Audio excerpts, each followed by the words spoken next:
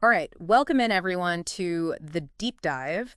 We're going to be talking Galion City Schools today, and more specifically, their permanent improvement levy. We've all seen the signs and flyers and things. Absolutely. So we've gotten some questions, and honestly, we had some ourselves about just, kind of what all this means for the schools and how it'll work and, whether it's needed, all that kind of stuff. Yeah, sure. So, It really boils down to, you know, how the district's going to address all these ongoing needs for maintenance and facilities and things. yeah. And the big question is, is it going to be paid for through a dedicated levy, or are we going to keep pulling from the general fund for these things? Okay, so just to start off, I've heard this term permanent improvement levy. What exactly does that even mean? Like, what does it cover? What is it for? So it's very specific. It's for maintaining and improving all the school facilities.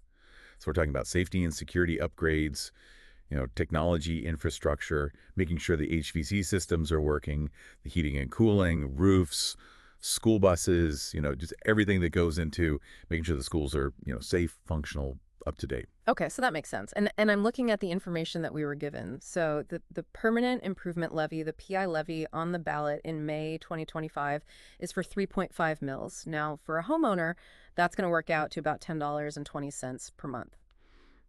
So how did the district come up with that number? Why 3.5 mils? Why not more? Why not less? How did they figure that out? Well, back in the fall of 23, they actually did a pretty in-depth assessment. They called it the 20-year permanent improvement cost assessment. Huh. It's a mouthful. Yeah. But it really broke down all the district's needs and, kind of what they project going forward for the next 20 years. Okay.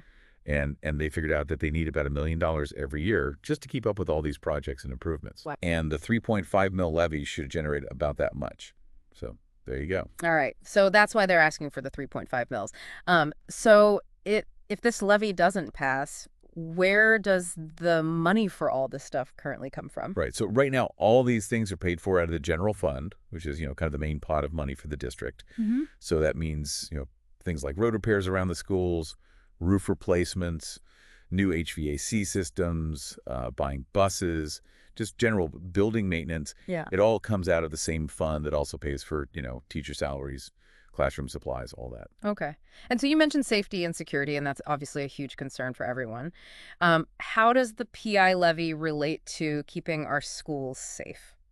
Well, part of the money from the levy could go towards things like upgrading security cameras, putting in better alarm systems, new door locks, anything that can help enhance security. Yeah. And, make everyone feel safer in the buildings. Now, to be fair, the district already has done some things in this area.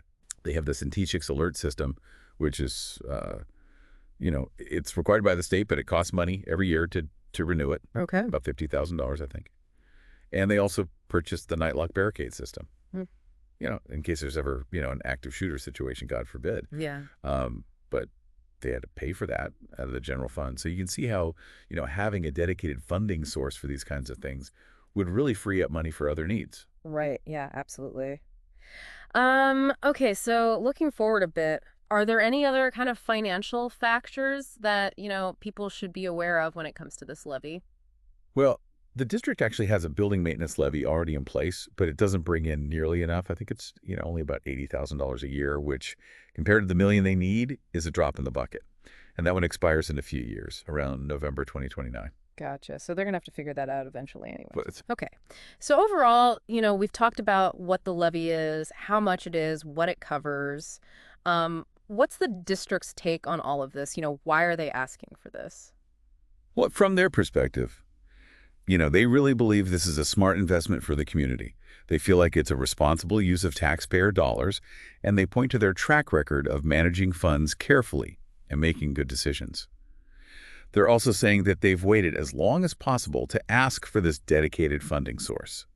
They're really trying to emphasize that this choice is about prioritizing the long-term safety and functionality of our schools. So in other words, it's kind of like, you can either pay now or pay later, but you're going to have to pay one way or another. Pretty much. They really sum it up as, do we want books or buses, roofs or reading materials? Those are the kinds of choices we're facing. Yeah, tough decisions. So there you have it, folks. That's the rundown on the Galion City Schools Permanent Improvement Levy.